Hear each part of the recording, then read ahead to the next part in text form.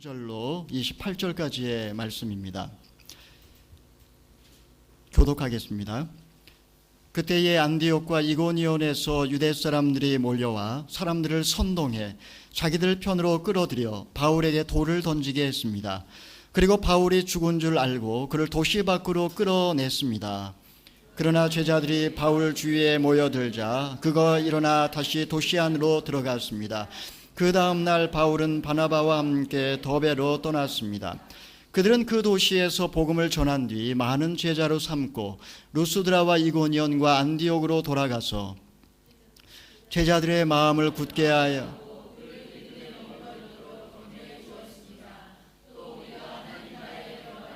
많은 환난을 겪어야 바울과 바나바는 제자들을 위해 각 교회마다 장로들을 세워 기도하고 금식하며 자기들이 믿는 주께 그들을 부탁했습니다. 그런 뒤에 그들은 비시디아를 밤빌리아에 들어갔다가 보가에서 말씀을 전하고 아탈리아로 내려갔습니다. 그리고 그들은 아탈리아에서 배를 타고 안디옥으로 돌아갔습니다. 이 안디옥은 그들이 선교 활동을 위해 자신들을 하나님의 은혜에 헌신했던 곳인데 이제 그 일을 성취한 것입니다. 바울과 바나바는 안디옥에 도착해서 교회 신자들을 모으고 하나님께서 그들과 함께 행하신 모든 일과 하나님께서 어떻게 이방 사람들에게 믿음의 문을 여셨는지 보고했습니다. 함께 읽겠습니다. 그러고 나서 그들은 제자들과 함께 오랫동안 그곳에 머물렀습니다. 아멘. 철학자 쇼펜하우어가 쓴 행복론이라고 하는 책이 있습니다. 그는 이 책에서 진정한 행복이란 적극적인 쾌락의 성취이기보다는 삶의 비참성에 대한 내적 통찰과 불쌍한 인간에 대한 연민과 사랑에서 시작된다라고 주장을 했습니다. 그가 볼 때의 세상은 단지 표상일 뿐이고 실체는 없으며 인간이란 이런 세상에서 욕망으로 인해 끝없이 고통을 받는다라고 그는 생각을 했습니다. 그는 일생 삶은 고통이라는 명제를 가지고 씨름했던 그런 사람이었습니다. 그가 생각할 때 인간이 고통에서 벗어날 수 있는 유일한 방법은 나를 둘러싼 고통에 대해서 미소로 답하며 해탈하는 방법밖에 없다라고 그는 주장을 했던 것입니다. 하지만 이율배반적이게도 그는 여성 혐오자로서 일생 동안 독신으로 살았고 그리고 인간보다도 흰색 푸들 강아지를 더 좋아했던 사람이었습니다. 그는 인생의 3대 문제를 이렇게 던져 주었습니다. 인생아 너는 어디에서 왔느냐? 인생아 너는 무엇을 하느냐? 인생아 너는 어디로 가느냐? 이 세 가지 질문에 대해서 한 가지 다만 분명하게 대답할 수 있는 것은 인생아 너는 지금 죽음의 길을 향해 가고 있구나 라는 것입니다. 그는 황혼 여행이 끝나는 종착역 이후를 알지 못했습니다. 죽음이 우리가 가야 할 영원한 고향이 있습니다. 반기는 사람이 있고 편안히 안식할 고향입니다. 돌아갈 고향이 없는 사람의 여행은 기대도 희망도 없는 고통과 고독의 길입니다. 우리는 이 시간에 돌아갈 고향을 생각하면서 이 땅에서의 고난을 견디며 뚜벅뚜벅 걸어갔던 두 명의 영웅 바울과 바나바에 대해서 함께 생각해 보기를 원합니다. 실로 바울과 바나바의 제1차 전도 여행은 고난의 연속이라 해도 과언이 아니었습니다. 루스드라에서 안진뱅이가 일어나는 놀라운 기적의 사건이 일어나던 날 온 도시에 소동이 일어났고 제우스 신전의 제사장들조차도 황소와 화환을 준비해 두 사람에게 제사를 드리려고까지 했었습니다. 저처럼 천박한 사람이었다면 아마도 못 이기는 척하면서 아마 신으로 떠받드는 그들의 절을 받았을지 모르겠습니다. 하지만 바울과 바나바는 하나님께 영광을 돌려야 한다라고 말을 하면서 이 모든 일이 사실은 하나님께서 행하신 일임을 증거하였습니다. 항상 이렇게 놀라운 성령의 역사가 있고 난 다음에는 반드시 사탄의 역사가 뒤따르는 법입니다. 안디옥과 이고니온의 유대 종교 지도자들이 바울과 바나바를 회방하기 위해서 루스드라까지 쫓아왔던 것입니다. 안디옥에서 이고니온까지 120km요. 그리고 이고니온에서 루스드라까지 45km니까 총 165km면 서울에서 대전까지의 그 거리라고 할 수 있습니다. 종교적인 시기심에 사로잡힌 이 유대인들은 열심히 특심하여 이 먼 거리를 달려와 비열하게도 이방인들에게 각종 유언비어를 퍼뜨리기 시작했습니다. 아마도 바울과 바나바를 향해 제우스 신앙의 뿌리를 뒤흔드는 마술사라고 비방하면서 아마 루스드라 사람들의 가슴 속에 아마 적개심과 혐오감을 자극하지 않았을까 생각해 볼 수 있습니다. 결국 어리석은 백성들은 순식간에 폭도로 변해서 설교하고 있는 바울을 끌어내려 정식 재판도 거치지 않은 채 돌을 던지기 시작했습니다. 온 몸이 피투성이가 돼서 쓰러지자 사람들은 그가 죽은 줄로 알고 시체를 끌어내려 성 밖에 쓰레기 더미에다가 갖다 던져버렸습니다. 날이 저물기 시작하자 바나바와 바울의 전도를 통해 개종한 형제들 한 사람 한 사람이 바울의 시체를 장사하기 위해서 성 밖으로 모여들기 시작했습니다. 의식불명 상태에서 정신이 돌아온 바울, 그런 형제들의 부축을 받으며 다시 성 안으로 들어갑니다. 여러분, 우연히 날아온 돌 한 방만 맞아도 외상에 의한 뇌손상으로 뇌진탕으로 죽을 수도 있습니다. 그런데 그 많은 돌을 맞고도 놀랍게도 바울은 기적적으로 다시 살아났던 것입니다. 다음 날 두 사도는 사람들의 눈을 피해서 좀 더 안전한 더베라는 도시로 떠났습니다. 그 후 건강을 회복한 바울은 그 도시에 머물면서 복음을 전했고, 그리고 일정한 시간이 지난 다음에 이제 유대인들의 그 분노가 잠잠해질 즈음에 이제 다시 루스드라와 이고니온과 안디옥을 돌아와 개종한 형제들을 만나서 그들에게 복음 위에 견고하게 설 것을 당부했습니다. 항상 바울의 마음속에는 늘 연약한 교회가 있었고 그로 인해 늘 마음이 눌렸다라고 그는 훗날 고백하였습니다. 그는 믿음의 뿌리가 약한 영혼들을 생각할 때마다 눈물을 흘렸고 그들에게 마음을 강하게 하고 또 믿음에 굳게 서라고 그는 늘 이렇게 당부를 했던 것입니다. 그는 교회를 돌아다니면서 아직 형제들이 믿음이 연약했지만 교회마다 장로들을 세우고 금식하면서 그들에게 교회를 맡겼습니다. 그 바울과 바나바는 버가에서 말씀을 전하고 아탈리아로 내려갔다가 배를 타고 자신을 파송해준 교회가 있는 시리아 안디옥으로 귀환을 하였습니다. 여러분, 대략 약 2년에 걸친 이 제1차 전도여행, 이 전도여행은 우리처럼 비행기를 타고 또 침대 버스를 타고 이렇게 편안하게 다닐 수 있는 그런 아울리치가 아니었습니다. 그것은 지금 우리가 도저히 상상할 수 없는 고난의 연속이었다라고 생각을 할 수 있을 것입니다. 10년의 세월이 지난 다음에 사도 바울은 자신의 그 고난의 세월을, 그 전도 여행을 하면서 겪었던 그 수많은 고통의 시간을 이렇게 회상을 합니다. 우리 고린도후서 11장 23절에서 27절까지의 말씀을, 우리 좀 긴 말씀이지만 함께 읽어보겠습니다. 시작. 그들이 그리스도의 일꾼입니까? 내가 정신 나간 사람처럼 말합니다만 나는 그 이상입니다. 나는 수고도 많이 하고 매도 수없이 맞고 감옥살이도 많이 하고 죽을 고비도 여러 번 넘겼습니다.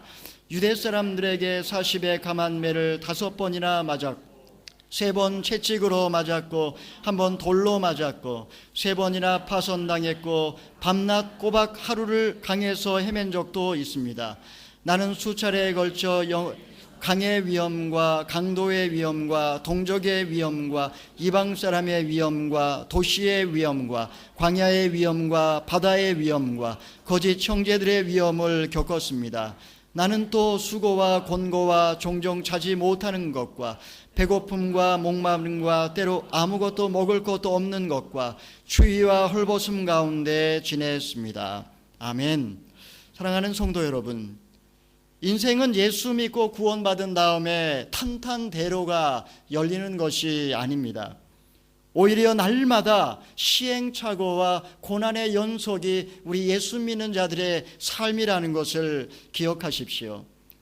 어두운 터널이 지나가면 더 나은 미래가 찾아올 것이라고 기대를 하지만 행복은 마치 파랑새처럼 손에 잡히지 않는 것, 이것이 우리네 인생입니다.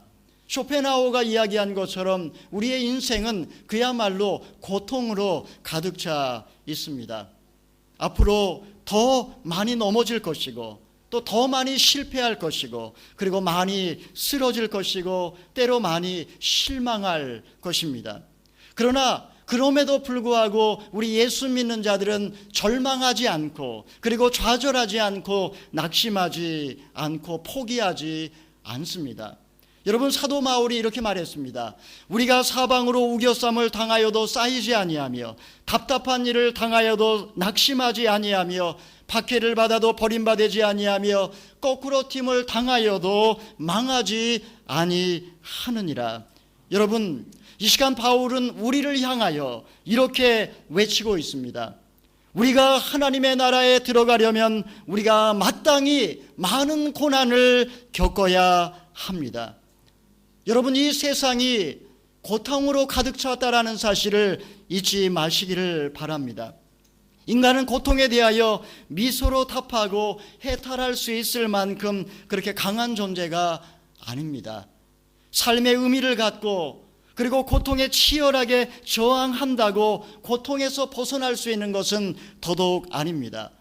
세상을 망각하고 그리고 욕망을 단절하고 아트만과 브라만이 하나가 되는 보마이리어의 경지에 이르는 것이 인간에게는 불가능한 일입니다.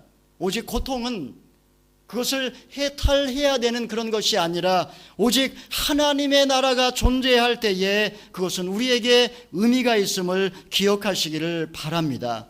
내가 지금 고난의 시간을 보낸 적도 없고 지금 보내고 있지도 않다면 사실 나는 아직 하나님의 나라에서 멀리 떨어져 있다라고 생각하시면 맞습니다.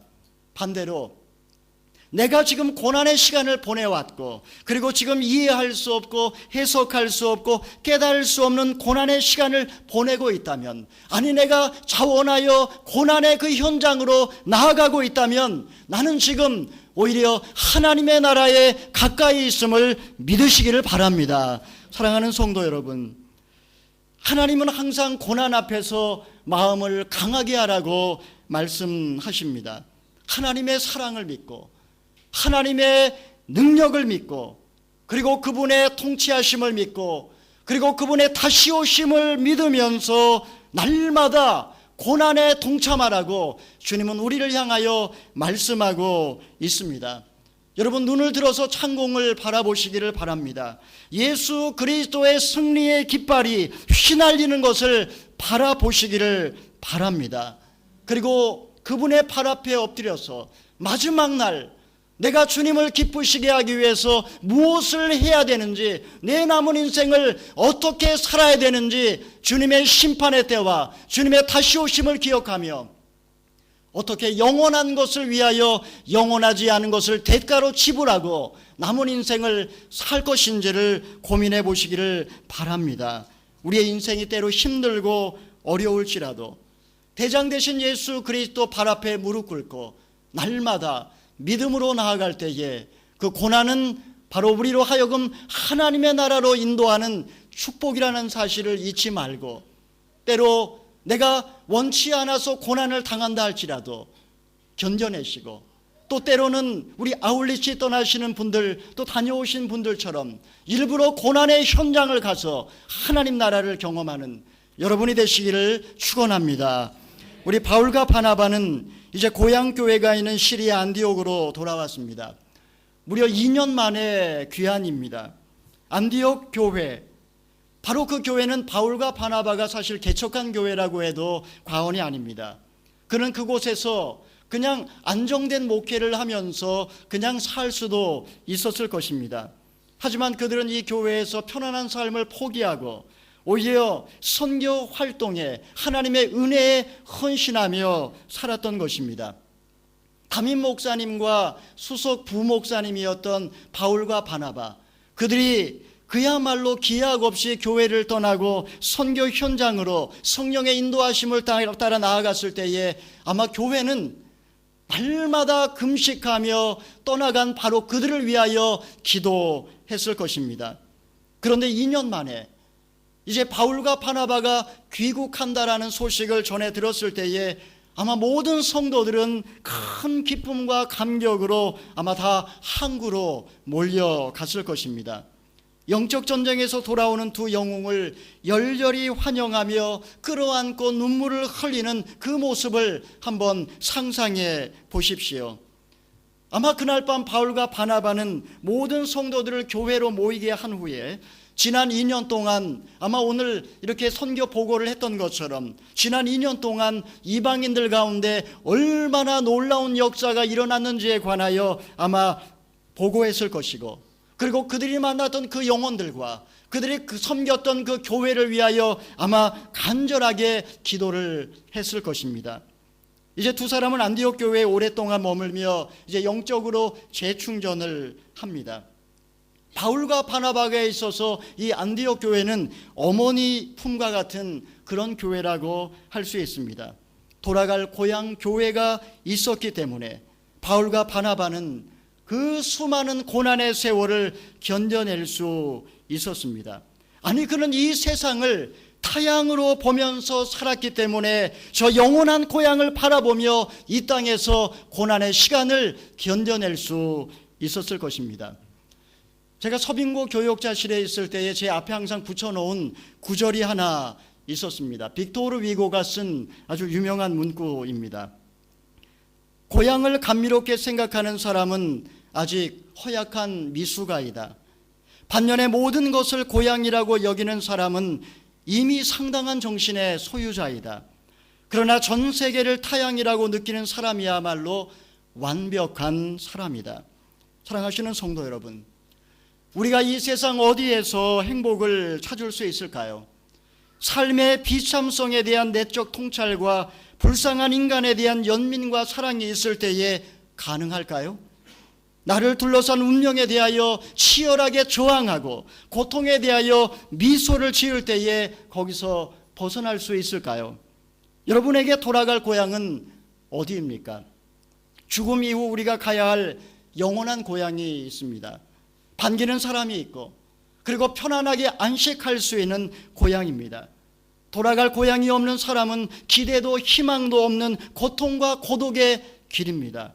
우리는 고통으로 가득한 세상 속에서 지금 힘겨운 여행을 하고 있는 나그네라고 할 수 있습니다. 저물어가는 인생의 날을 바라보며 다시는 올 수 없는 어느 곳인가 종착역을 향해 달려가고 있습니다. 차창에 지나치는 풍경 하나하나, 승객 각자 보따리를 들고 그리고 내리고 올라서는 간이역 하나하나, 다시는 볼 수 없는 마지막 여행입니다. 인간의 자유를 외치며 현대인들에게 많은 감명을 주었던 사르트르가 1980년 1월 16일 파리의 한 병원에서 홀로 외롭게 죽었습니다. 그는 죽음에 대한 공포와 두려움 때문에 자신의 병명조차 묻지 못했습니다.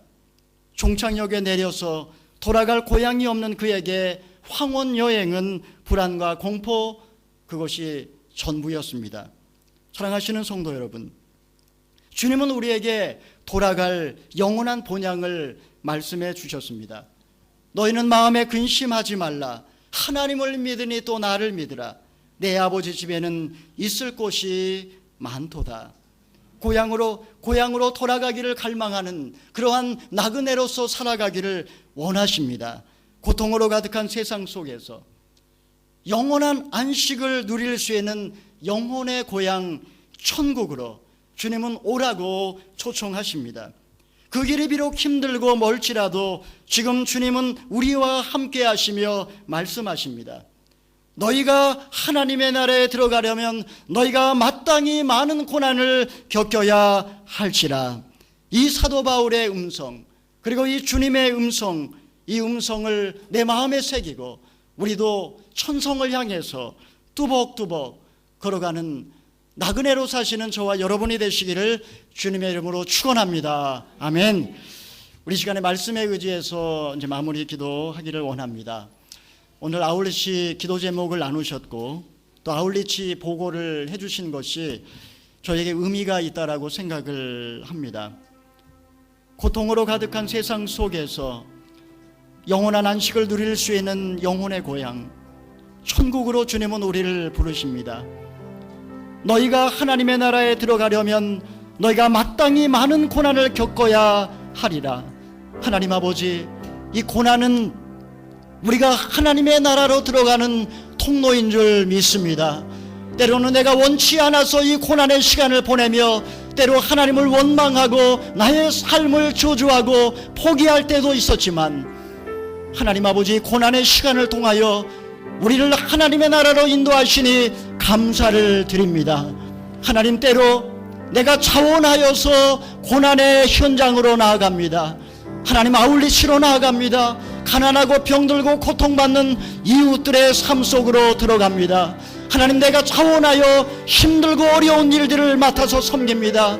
하나님 아버지, 너희가 하나님의 나라에 들어가려면 많은 고난을 겪어야 하리라. 하나님이 말씀대로 하나님 고난을 회피하고 편안하고 안락한 삶을 추구하기보다 하나님의 나라를 위하여서 고난을 자원하며 하나님 우리의 삶을 믿음으로 살게 하여 주시옵소서. 하나님 아버지여, 땅끝에서 고생하고 있는 수많은 선교사님들을 기억하여 주시옵시고 하나님 저들에게 하나님의 나라를 허락하여 주시옵소서. 우리 교회가 자원하여 고난의 현장에 참여하는 교회가 되게 하여 주시옵시고 우리의 삶이 고난을 감사함으로 고난을 당하여 날마다 하나님의 나라를 경험할 수 있도록 주여 도와주시옵소서. 우리 한번 동성으로 주여 세 번 외치고 기도하겠습니다. 주여, 주여, 주여. 아버지 하나님이여, 우리 오늘의 교회와 우리 모든 성도들을 위하여 기도합니다. 하나님 아버지여, 하나님 아버지여, 우리가 돌아가야 할 고향이 있는 줄을 믿습니다. 천국으로 우리를 부르시는 주님을 바라보고 하나님 아버지여, 이 땅에서 하나님 아버지여, 너희가 하나님의 나라에 들어가려면 마땅히 많은 고난을 겪어야 한다고 말씀하셨사오니 하나님 아버지여, 우리의 삶 속에 경험하는 고난을 이상하게 생각하지 않게 도와주시고 하나님 아버지여, 날마다 하나님 아버지의 고난을 믿음으로 견뎌내며 하나님 고난을 통과하게 도와주시고 하나님 아버지의 날마다 하나님의 나라를 경험하며 믿음으로 살아갈 수 있도록 하나님 아버지여 도와주시옵소서. 하나님 아버지여, 정으로 가는 인생의 날을 바라보며 다시는 돌아올 수 없는 종착역을 향해 달려가고 있는 하나님 아버지여, 우리 인생을 보게 주여 도와주시옵소서. 하나님 아버지여, 돌아갈 고향을 바라보게 도와주시옵소서. 마음에 근심하지 말고 하나님을 믿고 또 나를 믿으라고 말씀하셨사오니 아버지, 있을 곳이 많다고 말씀하셨사오니 하나님 아버지, 이 세상에 편안하고 안락한 삶을 추구하지 않게 도와주시고 주여 영원한 천국, 영원한 고향을 바라보며 살게 하여 주시고 영원한 고향을 바라보며 땅끝에서 하나님 아버지여, 하나님의 나라를 만들어가고 있는 선교사님들 하나님 아버지여, 그 삶 가운데 주여 하늘나라의 믿음과 하늘나라의 기쁨과 평강이 날마다 저희의 삶 가운데 임할 수 있도록 하나님 아버지여 도와주시옵소서. 자비를 베풀어 주시옵소서. 역사하여 주시옵소서. 믿음을 허락하여 주시옵소서. 날마다 하나님의 영광을 선포하며 날마다 고난을 통과할 수 있도록 주여 도와주시옵소서. 우리가 하나님의 나라에 들어가려면 우리가 마땅히 많은 고난을 겪어야 합니다. 하나님이 사도 바울의 음성이 하나님의 음성으로 임하게 하여 주시옵소서. 하나님 아버지, 영원한 고향을 향하여 걸어가는 나그네로 살게 하여 주시옵시고 영원한 것을 포기하고 영원하지 않는 것을 위하여 쫓아가는 어리석은 자가 되지 아니하게 주여 도와주시옵시고 매일매일의 삶이 내 삶의 마지막 여행길이라는 것을 알고 영원한 것을 위하여 영원하지 않는 것을 포기하며 날마다 믿음으로 살게 하여 주시옵소서. 지금 고난의 시간을 보내고 있는 우리 온누리 교회 성도들이 있다면 하나님 아버지, 바로 이 고난의 시간을 통하여 우리가 하나님의 나라로 갈 수 있음을 기억하게 하여 주시옵소서. 특별히 하나님 아버지, 자원하여 땅끝으로 나가 고생하고 있는 우리 선교사님들을 기억하여 주시옵시고, 하나님 아버지, 그들의 마음속에 날마다 하나님의 나라가 임하게 하여 주시옵시고, 하늘의 평강과 하늘의 기쁨이 가득할 수 있도록 주여 도와주시옵소서. 우리 모든 온누리 교회 성도들이 자원하여 고난을 하나님 나의 십자가로 알고 자원하여 고난의 십자가를 짊어지고 나가게 주여 도와주시옵시고, 우리 교회에 하나님 나라의 놀라운 평강과 기쁨이 가득할 수 있도록 축복하여 주시옵소서. 주님께 영광을 돌려드리오며, 이제는 길이요 진리요 생명이신 우리 주 예수 그리스도의 무한하신 은혜와 하나님 아버지의 극진하신 사랑하심과 성령의 교통하심이, 우리가 하나님의 나라에 들어가려면 우리가 마땅히 많은 고난을 겪어야 합니다. 이 사도 바울의 말씀을 하나님의 음성으로 듣고 고난으로부터의 구원이 아니라 고난을 통과하여 자원하여 고난을 짊어짐으로 영광을 사모하는 모든 주의 백성들 머리 위에와 저들의 가정과 사역과 직장과 자녀들 위해 땅끝에서 눈물로 실 뿌리는 선교사님들과 이 나라와 이 민족의 역사 위에 이제로부터 영원토록 함께 하옵시기를 간절히 축원하옵나이다. 아멘.